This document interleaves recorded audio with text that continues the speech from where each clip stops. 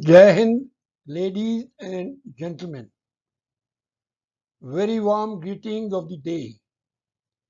Aviation Safety India is very happy to present before you a video presentation on Safety Management System.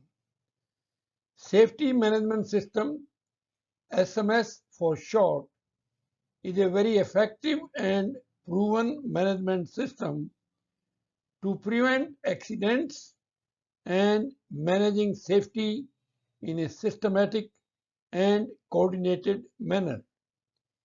We are sure that all the personnel from aviation industry will find this video very useful and benefit from the knowledge shared through this video presentation. Let's move now to the video presentation. Before we commence this presentation on SMS, I'd like to share with you a very interesting quote with a deep meaning. The quote says, "Aviation in itself is not inherently dangerous, but to an even greater degree than the sea, it is terribly unforgiving of any carelessness, incapacity, or neglect." So in aviation, if you are careless, you lack capacity, that is skill and knowledge, or if you neglect any of the aviation activities, you will not be forgiven. That means accidents, incidents can happen, may happen, and will happen. Therefore, it is essential that we all are very careful in aviation, continue to build on our skill and knowledge, and never neglect any of the aviation activities. Now, first time International Civil Aviation Organization had introduced safety management system in 2001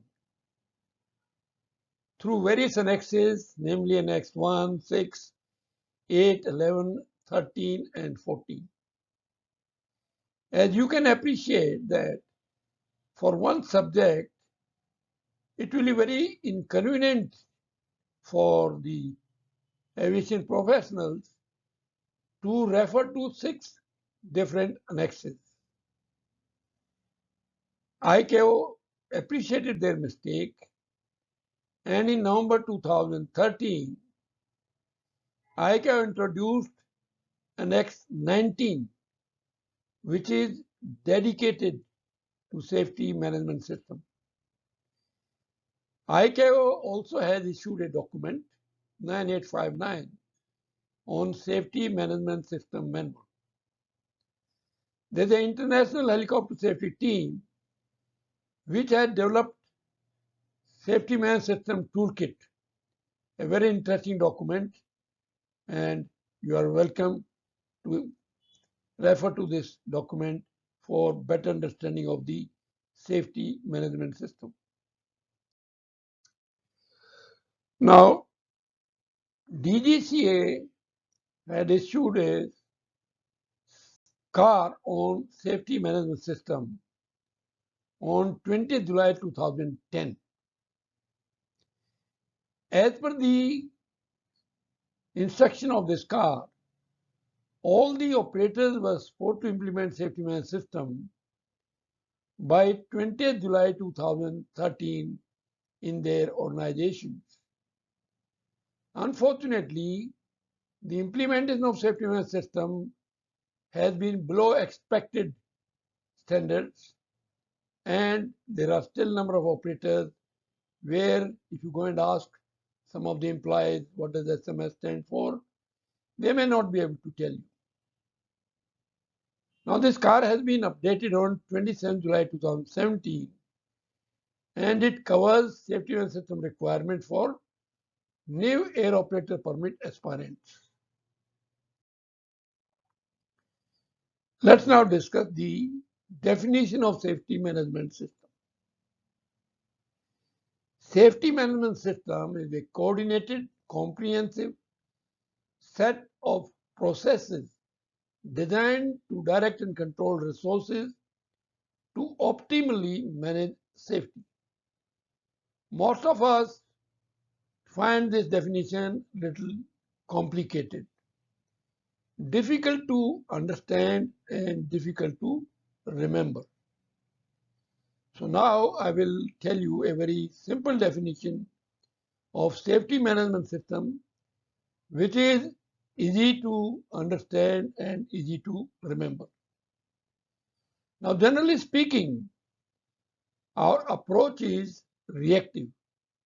Whenever some accident occurs, we react to that accident and discuss what should have been done to prevent this accident. But it is rather late because you already lost an aircraft, maybe crew members and passengers. So reactive approach is not a very good approach. Now what SMS emphasizes on is the proactive approach. Now what is proactive approach? You identify your weak areas, problem areas, gray areas, unsafe condition situations and hazards before these hazards can cause an accident or incident. In simple terms, safety management system is proactive identification of hazards. Now, if you can do something about that hazard to eliminate it, please do so. If you are not in a position to eliminate or mitigate the risk of that hazard, then you must bring the hazard to the notice of the concerned person. This concerned person will analyze and evaluate the hazard to assess the risk it poses. And then he or she will take steps to mitigate the risk posed by the hazard, thus ensuring that the hazards do not turn into an accident or incident. So if someone asks you what is safety management system, just tell them that safety management system is to ensure that the hazards do not turn into an accident. And how will you do it? You will either take action to address and eliminate the hazard, or you will bring it to the notice of the concerned authority who will do something, who will take necessary action to eliminate or mitigate the risk of the hazard. And when hazard has been eliminated or risk has been mitigated, obviously that hazard cannot cause an accident. So this is the simple definition of safety management system. Now some of you may ask, why is SMS needed? SMS is needed to prevent accidents, manage and promote safety through proactive identification of hazards. Safety management system is also needed for developing a good safety culture in the organization. If an organization has implemented safety management system with sincerity, then its employees will have the knowledge and awareness to anticipate and address safety issues before they can lead to an accident or incident. Next, we'll talk about scope of safety management system. Scope of safety management system means who all should be trained on safety management system. Now we are all aware that safety concerns everyone in an organization, right from top, the CEO, to the lowest level of the workers.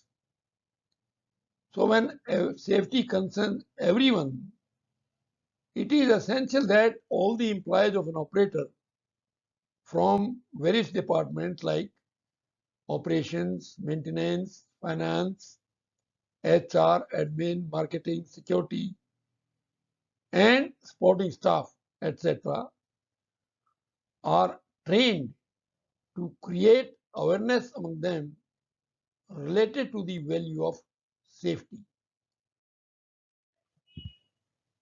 We shall now discuss pillars of safety management system. Now, there are 4 pillars of safety management system on which the safety management system is based. Number 1 pillar is safety policy. Number 2, safety risk management. Number 3, safety assurance. And number 4, safety promotion. Let's now discuss the first pillar, that is safety policy. Before we undertake any activity, any venture, any project, any enterprise, we must have a policy in place as to how are we going to achieve the objective of our organization. Now, safety management system must have policies and procedures in place which clearly describes the duties, responsibilities, authority, accountability, expectations of the individual or from the individuals. And what is most important is that the organization must recognize safety as a core value, and it must be part of safety policy of that organization.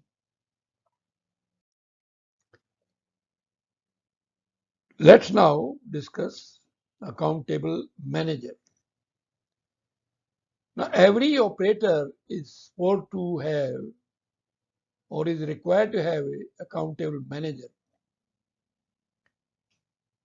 The minimum qualification of an accountable manager are good aviation background knowledge and some financial powers. Accountable manager is nominated by the operator and approved by the DGC.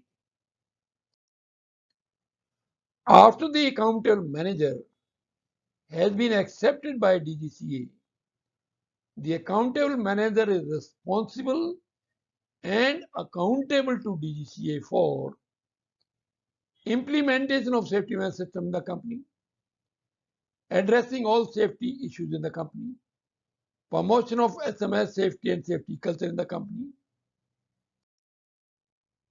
and if SMS is not implemented in the company or any safety lapses occur, DGCA should take action against the accountable manager. Unless the accountable managers are fully involved and committed, SMS and safety will remain only on paper. Let's now discuss safety risk management. Safety risk management is number 2 pillar of safety management system. Now, this pillar is also called a key pillar because most of the work related to the safety management system and safety is undertaken under this pillar. Now, safety risk management requires an organization to train and brief its personnel to make them knowledgeable about various types of hazards, promote proactive identification of hazards, inform the employees about the reporting channel which need to be followed for reporting hazards, and there should be a system to analyze and evaluate the hazard to assess the risk posed by the hazards. And thereafter, various steps need to be taken to eliminate the hazard or mitigate the risk of the hazard. Mitigating is reducing the risk levels from a high to very, very low levels. Now we have been talking about hazards. What is a hazard? Hazard is anything which can cause damage, destruction, injury, loss, damage or to property, aircraft, and associated equipment. Now we shall discuss various types of hazards. First one is the natural hazards. Natural hazards are thunderstorm, dust storm, hailstorms, lightning, wind shear, snow, icing, fog, smoke haze, volcanic ash, terrain, birds, animals, bats, and locusts. And also pandemic like corona. These are some of the natural hazards. Next is the technical hazards. Technical hazards can be divided into operational and maintenance hazards. Operational hazards relate to pilots, cabin crew, flight engineers, ATC, operations and dispatch personnel. Operational hazards related to pilots, lack of competency, knowledge, skill of the pilots, lack of knowledge about rules, regulations, procedures and SOP, etc. Not following rules, regulations, procedures and SOPs, etc. Inadequate planning, preparation and briefing, poor situational awareness, overconfidence, complacency, casual and macho attitude, fatigue, stress, pressures.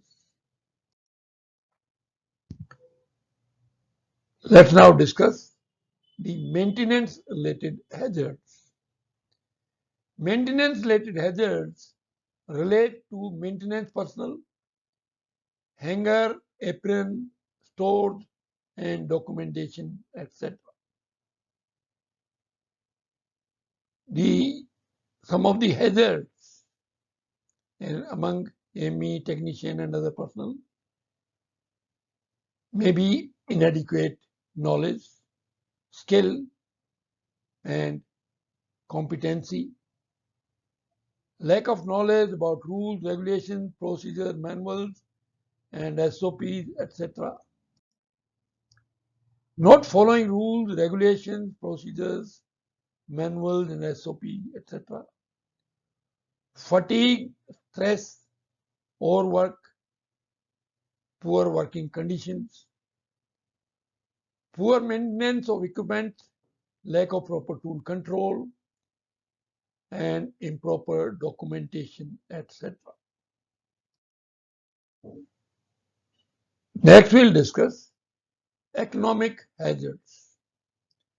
Economic hazards affect each and every individual in an organization.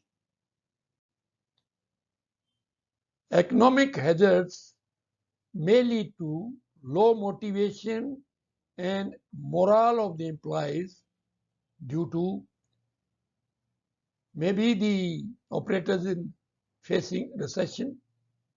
So the salaries to the employees are not paid in time. Salaries and allowances are deducted. Inadequate funds are available, which may lead to lack of proper equipment, tools, and spare parts backup. Also, the keenness of the operators to recover financial losses and thus resorting to taking shortcuts.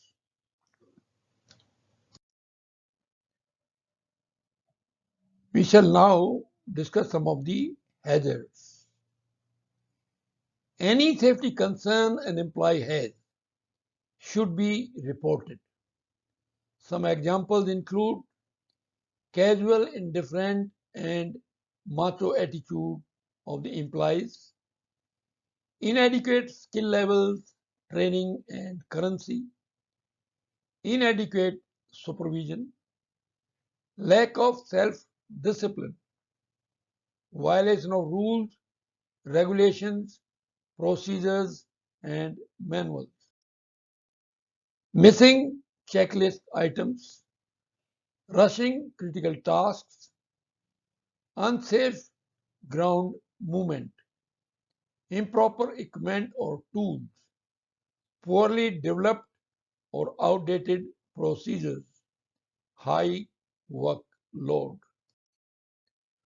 unsuitable working conditions, inadequate remuneration compared to industry norms, physical, physiological, and psychological stress, motivation and morale of personnel, commercial, VIP, peer, and self-imposed pressures, and attitudinal deficiency among air crew, ground crew, and supporting staff. We shall now discuss the third pillar, which is safety assurance. This pillar also is called a key pillar because most of the field work related to safety is undertaken under this pillar. Safety assurance is that whatever action has been taken to address and eliminate the hazard or for the mitigation of the risk must give assurance that the hazard no longer poses any risk. I'll here give you an example. A pilot reports defect to the ME and technicians. Now, if the ME technicians are competent, knowledgeable, skillful, then they will be able to identify the root cause of the problem and will be in a position to carry out proper and professional rectification. Since a good job has been done by the maintenance personnel to rectify the snag, rectify the defect, then obviously it will give you assurance that this snag or the hazard is not going to recur soon. On the other hand, if the maintenance personnel were clueless, they lacked knowledge, skills, and could not really understand the problem, could not pinpoint the problem, and they have carried out some hodgepodge rectification. They did a poor job of rectifying the defect. Although they have made effort to rectify the defect, yet since they have done a poor job, then there is no assurance that the defect will not recur. Hope you have been able to understand what is safety assurance. Now, safety assurance can be confirmed through performance monitoring, investigation, assessment, and employee reporting and feedback. Also, safety assurance can be ascertained through different types of audits. First one is internal audit, number two is DGC audit, and number three is third-party audits. Internal audits, every operator is supposed to conduct an internal audit at least once in a year. Now, this internal audit is to be conducted by the operator within the resources available to them in the organization. Now, internal audits are a very good opportunity for an operator to proactively identify the hazards, weak areas, problem areas, gray areas, and unsafe conditions and non-compliances, and then take remedial measures. Unfortunately, the internal audits are not taken by the operator very seriously. More often than not, the internal audits are completed only on paper. So the purpose of internal audit is defeated. It is essential that internal audits are taken seriously by the operators. They must train their employees on conduct of audits, and they should also be able to spare the employees for conducting the audit. There may be requirement to give some incentive to your employees so that they do a good job of the internal audit, because it has a direct bearing on your safety performance. Number two audit is DGC audit. When DGC auditors are coming to an operator, the operators are somewhat scared. They fear that if some observations are raised by the DGCA inspectors, they may have to face enforcement action. So when they learn about the DGCA audit, they try to hide their weak areas from the eyes of the DGCA inspectors. 2-3 DGCA auditors come for 2-3 days, and at the most, they can identify maximum 60 to 70% of the weak areas of the operator. So you can see that even after the DGC audit, 32 to 40% of the weak areas of the operator remain unidentified and obviously unaddressed, which can compromise the safety. Number three audit is third-party audit. In third-party audit, an operator hires a audit organization, a reputed audit organization, which has got knowledgeable consultants who are very familiar with rules, regulations, procedures, and they have been carrying out audit day in and day out. Also, when the third-party auditors come for the audit of the company is not scared of them, because the company themselves has invited the auditors. So they'll tell the third-party auditors that everything is open and please let's know where we lack, what are our hazards, gray areas, non-compliances, etc. Now these are experts. They'll do a thorough job and give a very comprehensive report, and thereafter the operator can take remedial measures. So third-party audits are considered to be the best type of audits. But most of the operators do not want to undergo third-party audits. One is, third-party audits are not mandatory. And secondly, the operator wants to pay for the conduct of an audit. Most of our operators are penny wise and pound foolish. Just in order to save a couple of lakhs on the audits payment, they are willing to compromise on the safety of their very valuable assets, aircraft, helicopters, and associated equipment, of course, manpower. Also, some of the importance is given to third-party audits, that if some foreign company wants to hire your aircraft or helicopter for their project in India,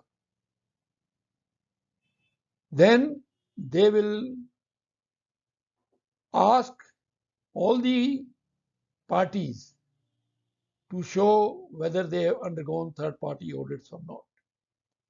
If you have not undergone third-party audit, then they'll advise you that please get your third-party audits before you can be considered for this particular contract.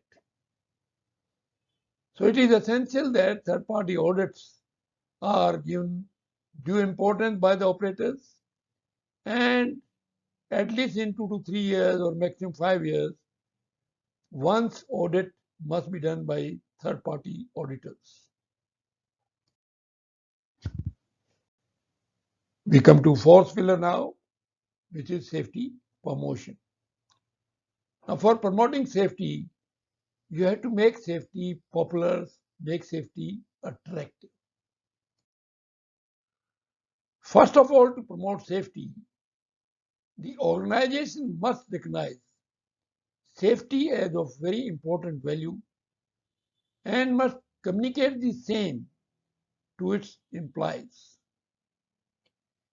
The top management should be committed to safety and must demonstrate their commitment through their involvement, development of procedures, practices, training of personnel, and the allocation of resources. Some of the effective methods to promote safety are emphasis on safety-related training. Frankly speaking, the training is a very weak area in our aviation industry. Most of the trainees are interested in only getting a certificate, and they are not interested in benefiting from the training. Now, since there is a lack of interest on the part of the trainees, the training institutions also, which are mainly commercial in nature, are willing to give certificates and take the payment for the same. Please remember, certificate is only to show that you have undergone the training. There is a record of the training. The objective of the training is that you enhance your knowledge and awareness and skills so that you can operate safely and efficiently. All the operators must ensure that before they send their employees for the training, they should ensure that the training organization has got good trainers, knowledgeable, and they are keen to impart knowledge to the trainees. That's very essential. Next, the operators must conduct flight safety meetings during which various flight safety related points are discussed. You can show video filmed on safety to drive home the message of safety. And accident analysis and lessons learned should be given due importance. If any incidents have taken place, they should be analyzed. And what are lessons have been learned from that analysis should be shared among all the employees in your organization. In order to promote safety, the operators should display flight safety related posters, charts, hoardings, And the management should be fully involved, and they should lead by example. Innovative ideas to enhance safety, like you conduct flight safety seminars, observe flight safety week, etc., to promote safety. We shall now talk about safety culture. Now, safety culture can have a direct impact on safety performance.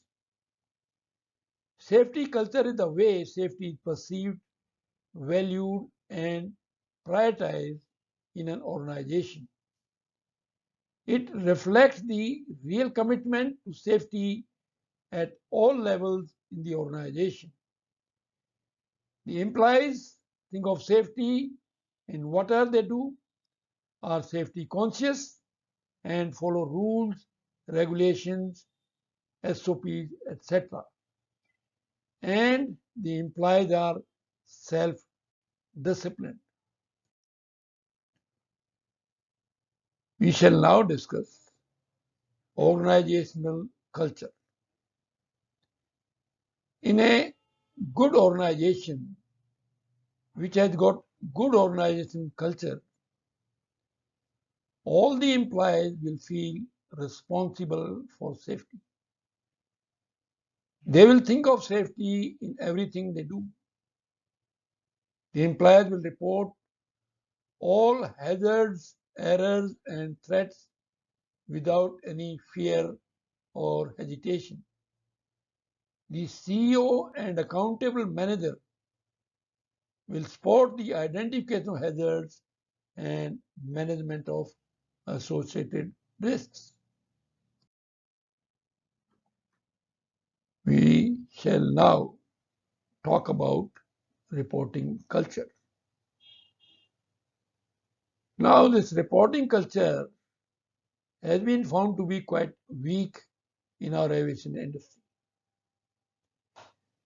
Whenever we see something unsafe,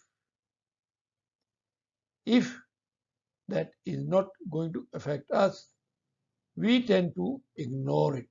That is, we don't report it. We feel lazy to report.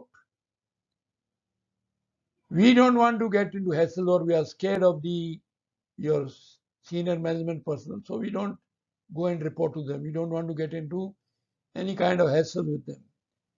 Or maybe we are fearing that the senior management personnel may get offended.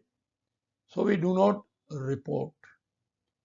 Also, it is possible that sometime on earlier occasion you had reported to the management, but no action was taken on that report. So you think that there is no point in reporting because nothing is going to happen on this report.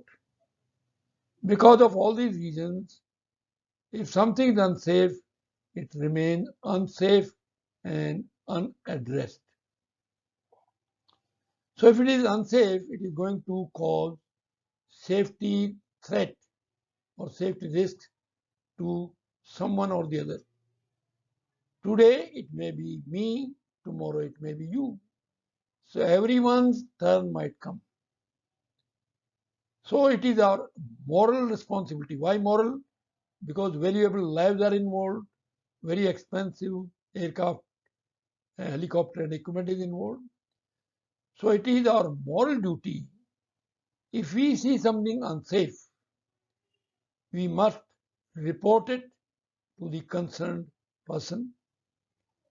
If we can remove it ourselves, we must remove it.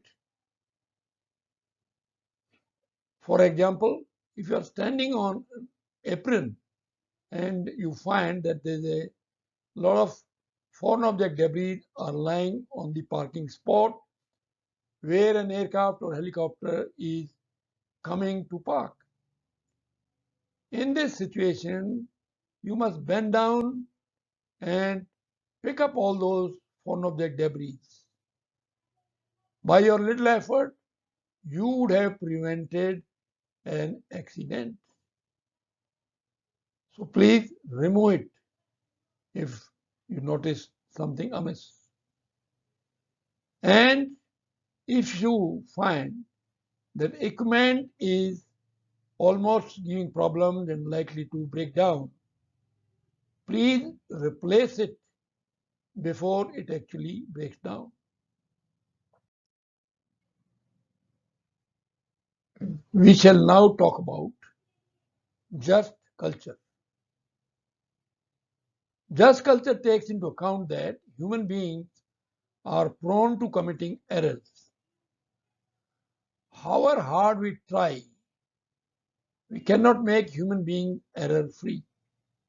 Of course, through training, supervision, and monitoring, we can bring down the number of errors and seriousness of errors, but we cannot eliminate errors from human system. Hence, it is an accepted fact that human beings will commit errors.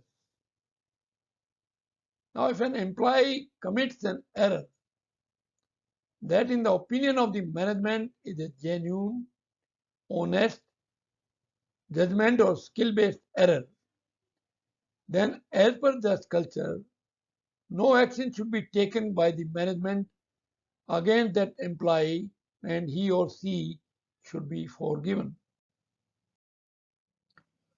However, if the employee has committed an error which is due to a violation of rules, regulations, procedures or SOPs, or disobedience of orders and instructions, or is a habitual offender, then he or she should not be spared. It is also part of the just culture. It is essential that there is a confidence and trust between the management and the employees. And the employees should feel encouraged to report errors and hazards without any fear, hesitation, and reservation. Please remember that employees are less willing to inform the organization about their own errors and other safety problems or hazards if they are afraid of being punished or prosecuted. Such a lack of trust of employees prevents the management from being properly informed of the actual risks. There is a quote which says, "To err is human, to forgive is divine." As per just culture, to forgive is divine has been changed to forgiveness is essential. If you do not forgive people, you will be deprived of any useful inputs from them which can compromise your safety.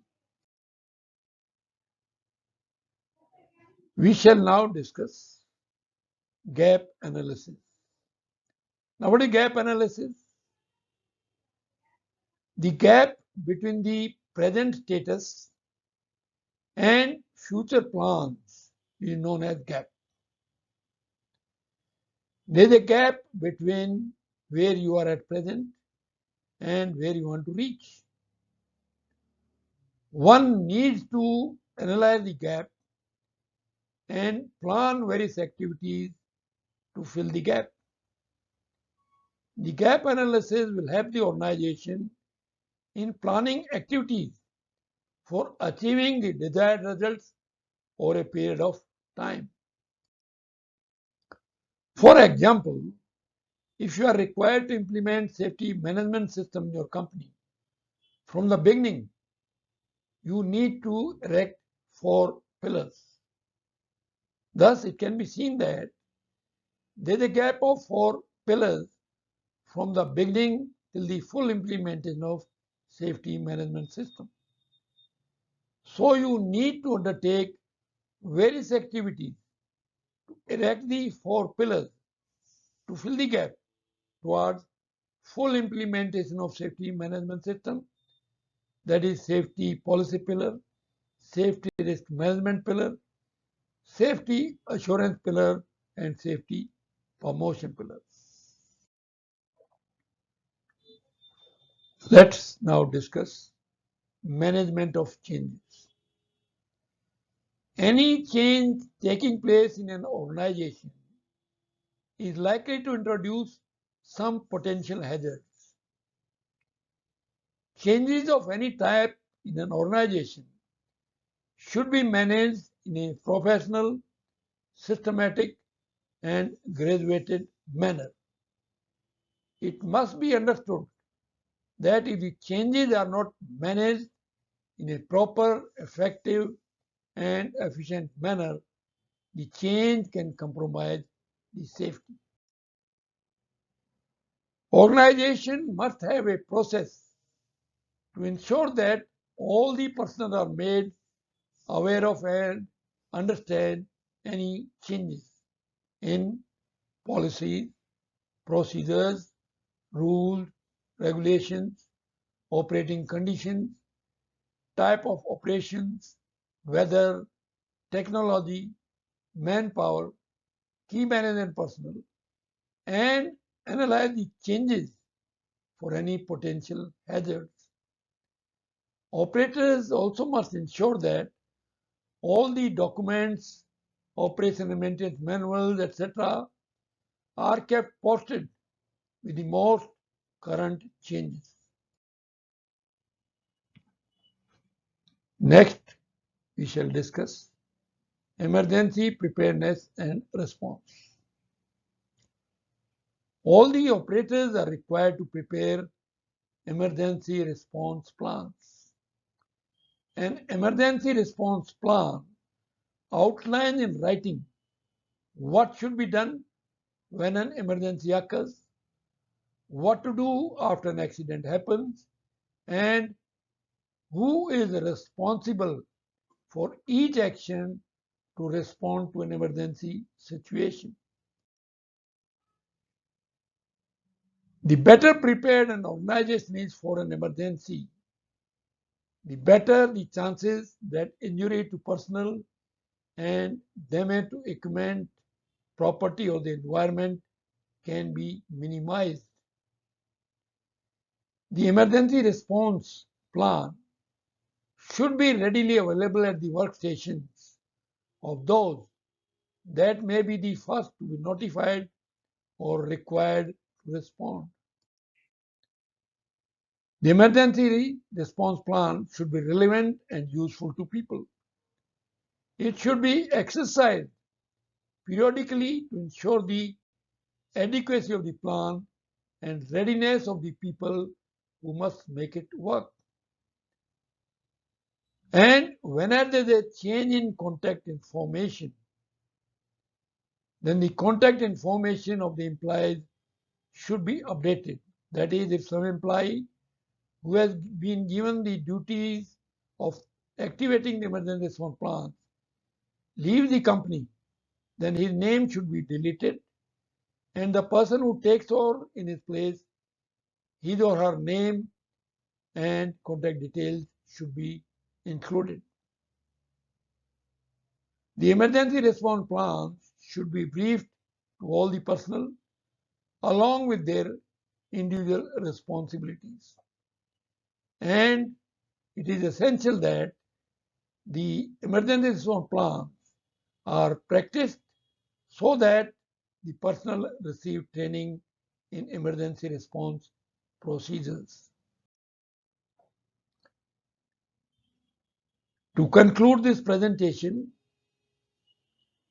safety management system is proactive identification of hazards, reporting the hazards to the concerned authority, who will analyze and evaluate the hazards to learn about the risk they pose, and then he or she will take various steps to address and eliminate the hazards or mitigate its risk to ensure that the hazards do not turn into accidents oblique incidents. SMS is a proven management system to prevent accidents and manage safety in a systematic, coordinated, and effective manner. It provides knowledge and awareness to aviation personnel to anticipate and address hazards before they become a safety risk. Four pillars of safety management system. First one is safety policy. Number two is safety risk management. Number three, safety assurance. And number four is safety promotion. As I told you before, safety risk management, number two pillar, and safety assurance, number three pillar, are key pillars because most of the field work to address safety issues is undertaken under these pillars. SMS demands active involvement of all the employees right from the top to the lowest level in an organization. It is the moral duty of the top management to promote healthy and safe just culture and open atmosphere where people, employees are free to speak up, give inputs without any fear or hesitation, and there should be trust and confidence between the management and the employees. Please remember, unless senior management is personally interested, involved, and leads by example, the implementation of safety management system will remain a distant dream. In the interest of safety, it is essential that SMS is implemented with due seriousness by the management of the company. It is of utmost importance that all the employees of an operator are adequately trained, encouraged, and motivated to fully involve themselves in supporting the implementation of safety management system in their organization. It should also be made very clear to the management that any money spent on safety management system and safety is an investment and not an expenditure, because you will get the return on your investment. Like fixed deposits give you the returns on investment with the bank. Same way, the money spent on safety and safety management system will give the returns in terms of no accidents and incidents. Also, the management must give same value, same importance to safety, same attention to safety as they give to financial management. Thank you very much, ladies and gentlemen, for having spared your valuable time to go through this video presentation on safety management system. SMS demands active involvement of all the employees of an operator, right from CEO to the lowest level of the employees. Unless the top management is interested, involved, and committed to the implementation of safety management system, it will not be possible to achieve effective implementation of safety management system in an organization. Aviation Safety India has been taking many proactive steps to promote SMS and safety and have trained around 3,000 aviation personnel on SMS free of cost. We urge all the operators to make use of the offer of Aviation Safety India to get all their personnel trained on safety management system. Wishing you all a very happy and safe flying and many happy landings. Jai Hind.